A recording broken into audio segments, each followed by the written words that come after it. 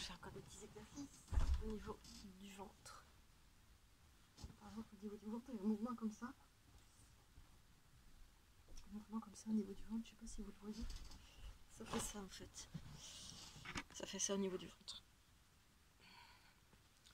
Là, comme ça.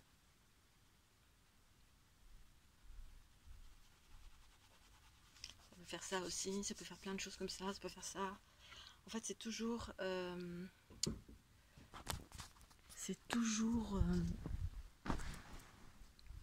les mouvements sont toujours droite-gauche en même temps. Parce qu'en fait, c'est un équilibrage droite-gauche, devant, derrière, en haut, en bas. L'équilibre, c'est ça. Ça fait travailler les énergies de droite, de gauche, devant, derrière. Et quand il y a des mouvements qui se profilent, par exemple avec mon corps, avec mes doigts, par moment, je fais des points de disjoncture, donc à droite et à gauche, avec ma main droite et ma main gauche. Désolée, là je tiens la caméra du coup. Parfois ça peut partir, ça peut faire des choses comme ça. Ça part comme ça, tac, tac, tac, tac, tac, tac, tac, tac, tac, tac, ça suit un endroit quelque part particulier, tac, et ça repart comme ça. Et tac, tac, tac, et ça peut suivre un mouvement, un trajet, voilà, ici par exemple. Ça peut suivre le trajet d'un méridien tout le long de mon corps, enfin pendant 6 mois ça fait ça. Donc en fait tous les mouvements qui sont amenés à arriver, ça peut être les deux mains jointes, ça peut être n'importe quoi. Souvent ça relie la droite, la gauche, devant, derrière, en haut, en bas. Donc en haut, en bas, c'est quand la Kundalini, quand ma tête bouge comme ça, tac, tac, tac, tac, tac, tac, c'est les énergies du haut qui descendent le long du corps et qui vont vers le bas. Et puis l'énergie du bas, souvent ça part du bas. C'est en ondulatoire, c'est-à-dire ondulatoire, ça fait ça, ou en spiralé. Et donc ça part du bas vers le haut. Donc c'est un équilibrage qui se fait entre le bas et le haut du corps, hein, les énergies cosmo-telluriques. Mais ça passe pas par Inga, Pingala, etc. C'est-à-dire la Kundalini qui est expliquée, dans les enseignements patriarcaux. Hein, pour moi, c'est voilà. Après, c'est ce que c'est une réalité qui existe pour nombreux. Mais moi, je propose d'autres choses, une nouvelle réalité qui est la mienne. Je la partage parce qu'il y a plein de personnes qui vivent ça et puis qui peuvent très bien ne pas retrouver ces curseurs nulle part parce qu'en fait, c'était expliqué nulle part. La Kundalini, c'est quelque chose de très très caché. On a les Kundalini de type feu, effectivement, c'est très... moi, au tout début, quand je faisais mon tour du monde, attendez, je vais essayer de poser la caméra parce que... voilà, quand je faisais mon tour du monde, une fois j'étais en Inde dans un centre ayurvédique.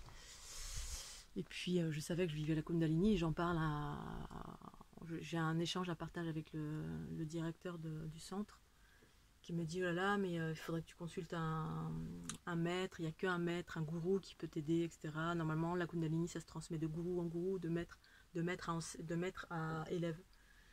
Normalement, ce n'était même pas normalement, pour lui, c'était la Kundalini ne peut se transmettre que d'un maître à un élève. Et quand il me disait ça, bien évidemment, moi je remettais tout en question, puis j'en déduisais juste que j'étais un maître. Oui, c'est moi le maître. Mais il s'interrogeait même pas sur le fait que peut-être j'étais quelqu'un d'éveillé. Et en même temps, ce sont également des curseurs qui sont en train de s'ouvrir en totalité. Parce que c'est des curseurs totalement, pour moi, anciens, c'est-à-dire, avant on transmettait la connaissance spirituelle, mystique, occulte, on s'en fout, de personne en personne, et puis on cachait, on voilait, on maîtrisait, on disait non, surtout, faut que tu suives bien, puis si jamais ça s'ouvre, il faut que tu ailles voir l'enseignant, etc. Parce que la Kundalini de type feu, effectivement, ça fait pas la même chose. Hein. De type feu, c'est beaucoup plus dense, c'est-à-dire, c'est pour ça que ça peut faire mal. Parce que vous avez vraiment l'impression qu'il y a un truc, un serpent qui rentre dans votre corps, quoi. Hein. J'ai eu des personnes, j'ai rencontré pas mal de personnes qui vivaient ça, et qui avaient super peur parce que si on n'a pas connaissance, si on n'a pas conscience, si on n'a jamais rien lu à ce sujet, on peut se dire ouais, je suis investi par une bête, quoi. Il y a un serpent qui rampe dans mon corps. Qu'est-ce que c'est un alien. Et effectivement, alors on peut avoir une sensation de chaleur, on peut avoir une sensation de quelque chose de très dense. Et puis comme c'est très dense, si vous avez des basses fréquences dans différents espaces de votre être, c'est-à-dire votre corps n'est pas suffisamment purifié, effectivement, ça va dans des endroits, ça va taper, c'est-à-dire ça va être arrêté dans son ascension, ou ça va aller dans des endroits pour dissoudre. Bref, je suis pas une spécialiste de la Kundalini de type feu, pour autant, j'ai rencontré plein d'exemples à droite, à gauche, sur les côtés. Moi, j'ai vécu un petit peu des sensations relatives en différents moments de ma vie, relatives à la Kundalini de type feu. Effectivement, c'est très dense, c'est de la chaleur, C'est vivant, quoi. C'est un truc. Ah, mais qu'est-ce que c'est? Ça bouge de mon corps. Mais c'est très très dense, vraiment comme si vous aviez. Et moi, c'est pas du tout pareil. C'est très très fluide, c'est très doux, ça fait pas mal du tout. Au contraire, je peux m'abandonner, ouvrir en totalité. De type eau, c'est relatif aux sources mères, ce que moi je partage. Les énergies sont en train de revenir sur la planète. C'est aussi propre à qui je suis. Bien évidemment, si vous êtes plutôt dans le feu, dans l'aspect animal, dans l'aspect dense, matière, terre à terre, bah, ça peut être la Kundalini de type feu ou tellurique, voilà, qui s'anime. Pour autant, on est, pour revenir à cette notion de transmission et de gourou qui balise vos chemins, qui vous aide. Alors effectivement, c'est bien d'avoir de l'information si vous n'en avez pas. Donc d'en chercher à droite à gauche sur les côtés sur la Kundalini, mais la plupart du temps, vous allez tomber sur des informations relatives à Inga, Pingala, et puis c'est ce qui est enseigné partout. Hein. Pour moi, c'est des vieilles fréquences. C'est ce qui est en train d'être balayé sur la planète, sauf que c'est balayé par celles et ceux qui vivent le renouveau comme moi, et peut-être comme d'autres. Je ne connais pas les autres, ce que d'autres partagent, mais encore du peu que j'ai pu voir, il y a encore beaucoup d'êtres qui partagent, qui continuent à partager les enseignants, les enseignements des trucs qui datent de 1000 ans, 2000 ans, l'enseignant qui vient je sais pas, du Bhoutan, je sais pas trop, bref, des enseignants patriarcaux pour la plupart, parce que c'est ça qui, voilà, et qui amène pas du tout au même endroit en plus, qui amène plutôt à la puissance, au pouvoir, alors des choses complètement extraordinaires, ça revitalise le corps, mais ça manque, il y a toujours un déséquilibre, c'est-à-dire c'est pas par l'émergence de la conscience du principe féminin en soi.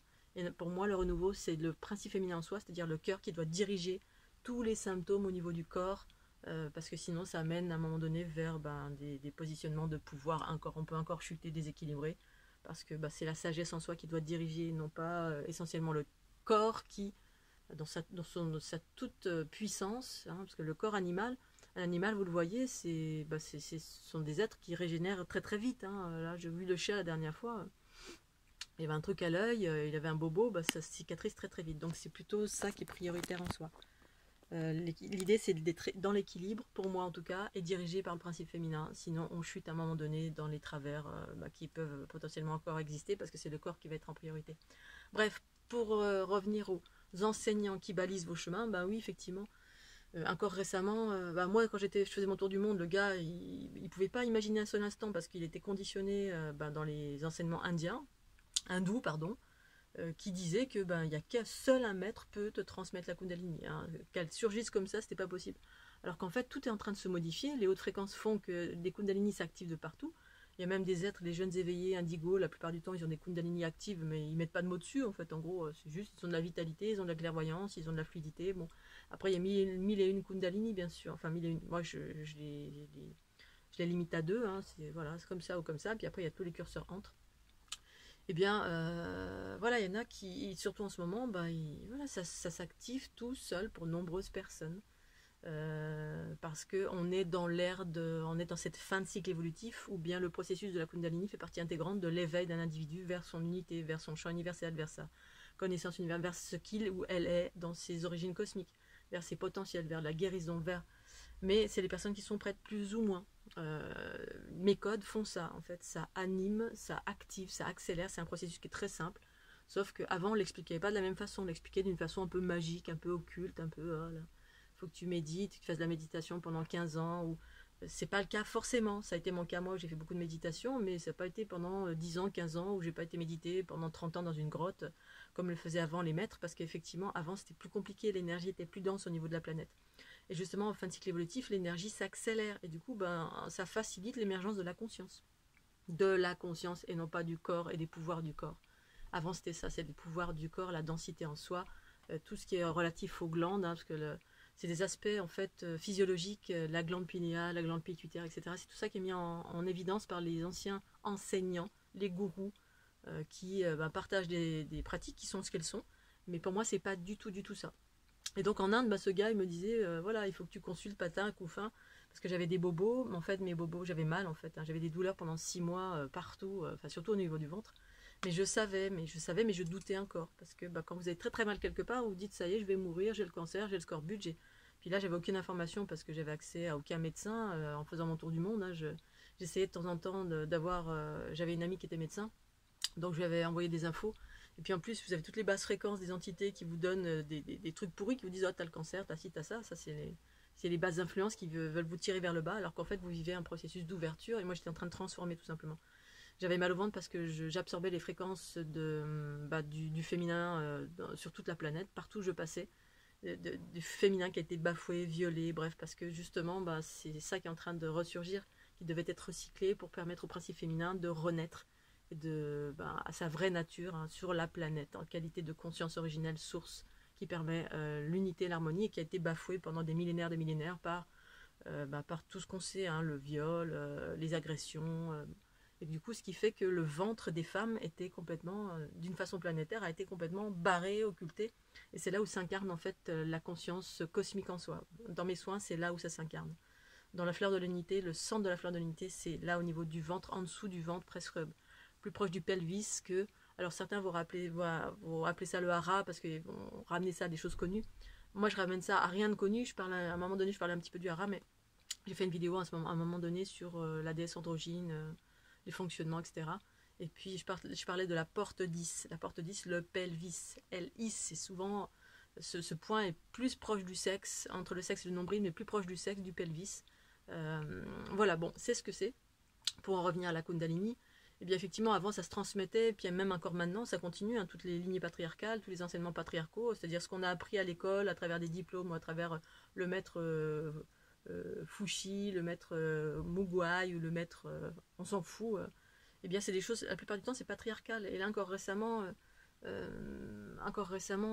Cello, là, je te remercie pour ton témoignage, hein, mon ami journaliste, qui me parlait d'un stage, hein, sur la Kundalini, l'activation de la Kundalini, quelque chose de ce genre.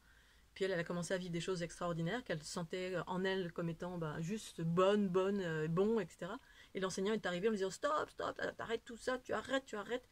Et donc il a complètement, il a arrêté un processus qui était certainement bon, puis elle, intuitivement, elle sentait que c'était bon.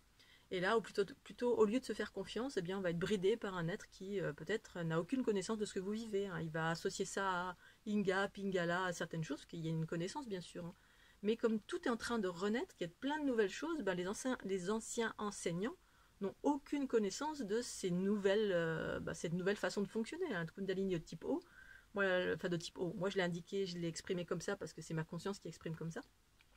Mais quand j'ai commencé à le vivre par moi-même, effectivement, en rentrant de mon tour du monde, alors j'étais abreuvée de ma conscience qui me disait c'est la Kundalini, etc. Puis moi, j'allais sur Internet quand même, j'étais encore dans la connaissance extérieure pour savoir si ce que je vivais, les symptômes, etc., il y avait déjà quelqu'un qui vivait ça. Non pas pour savoir, mais pour me rassurer un petit peu, pour confirmer, parce que j'avais encore besoin de confirmation. Ça fait partie des processus, c'est bien de la confiance en soi, hein. Au début, on entend des choses, on a encore des doutes, on regarde sur Internet, etc.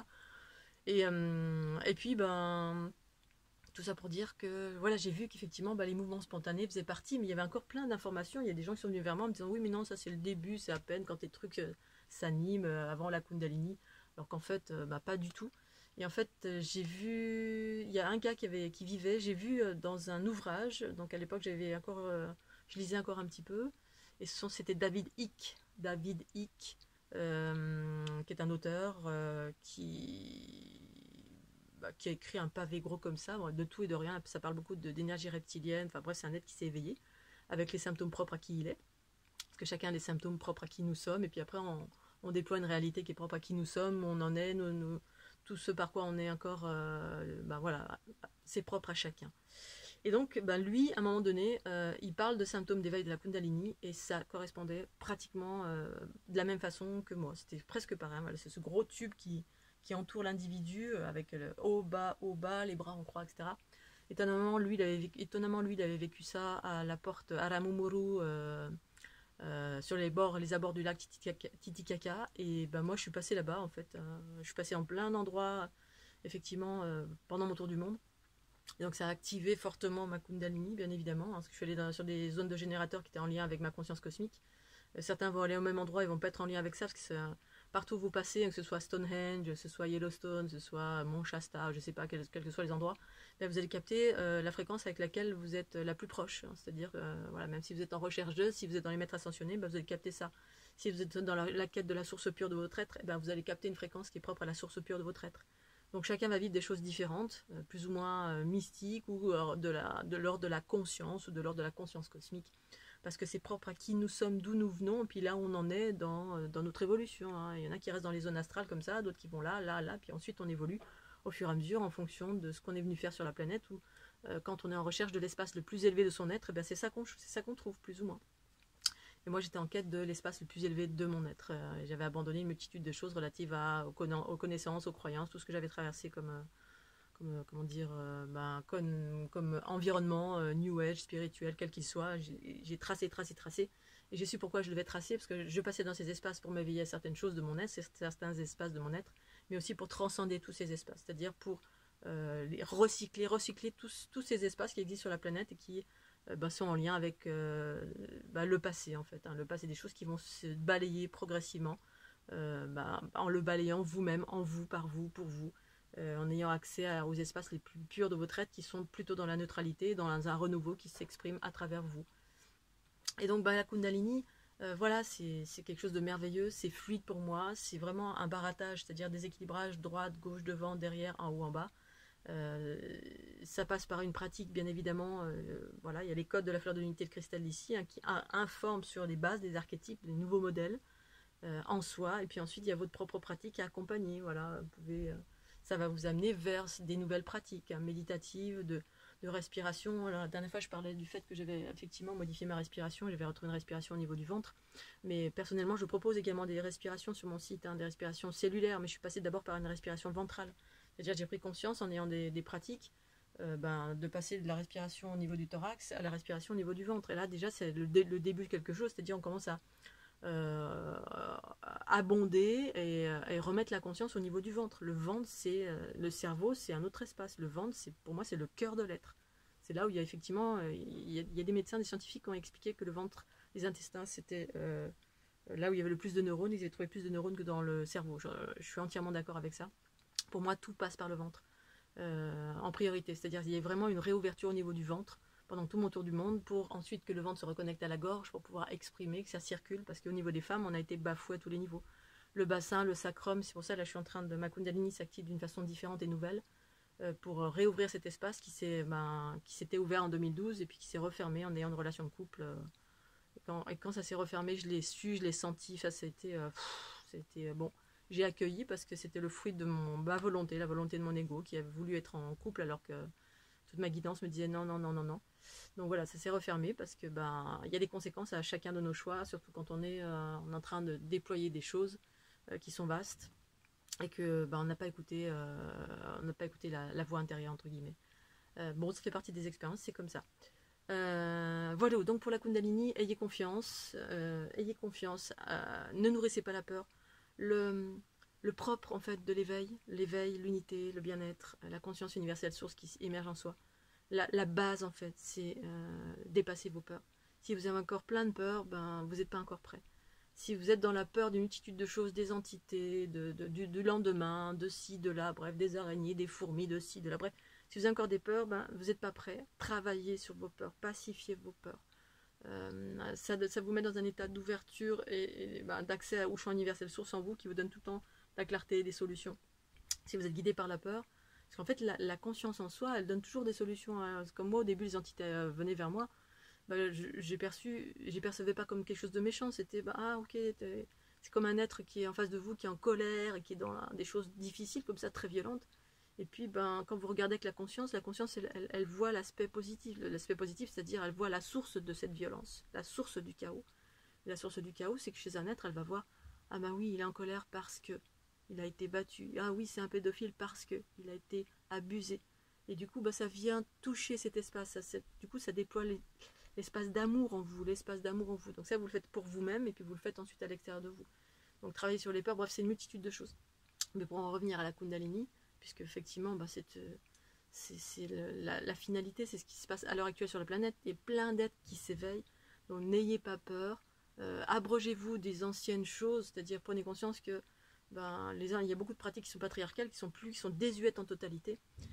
Soit vous trouvez des enseignants ou enseignantes matriarcales comme moi, qui donnent une nouvelle version sur la nature de chaque chose, soit le deuxième chemin, ou le premier je dirais.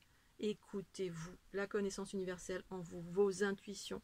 Et moi je suis passée par balayer toutes les informations extérieures, ça a été balayé, les livres, les vidéos, tout. Pour écouter, je choisis la source pure de mon être. Je choisis d'entendre la source pure de mon être. Et la connaissance est arrivée par là, être abreuvé de ma propre connaissance. La maîtrise de la connaissance, l'être universel arrive par là. Plus on fait confiance, plus vous avez l'information. Voilà, pour moi, il n'y a pas d'autre chemin que de se faire confiance progressivement et d'arrêter tout ce que vous avez pratiqué, c'est-à-dire tout mettre à la poubelle, mais pas en reniant, juste se mettre dans un état de neutralité. Neutre, c'est-à-dire quand vous vivez quelque chose, vous ne le ramenez pas forcément à ce que vous avez vécu, ou le Reiki, ou ce qu'on vous a appris, ou c'est ça, c'est ça, c'est ça. C'est écouter, écouter, écouter. Peut-être que vous allez avoir une autre information de la part de votre conscience qui va vous dire, ah non, c'est ça, ou ça s'appelle comme ça. C'est différent, et parfois ça peut être similaire à ce que vous avez appris, parce qu'il y a des choses qui sont justes sur cette planète, qui étaient des vérités universelles, mais qui ont été mélangées avec des vérités déviées, patriarcales, qui avaient leur raison d'être aussi, parce que c'est juste une façon de fonctionner différente. Mais pour retrouver les vérités universelles, il s'agit de se mettre dans un état d'écoute neutre. Neutre, je m'écoute à l'intérieur de moi, dans la neutralité, et puis ensuite j'acte, où je... Voilà, bon, allez, je continue mes exercices, je vous fais des gros bisous, pensez au petit pouce bleu, tchuss.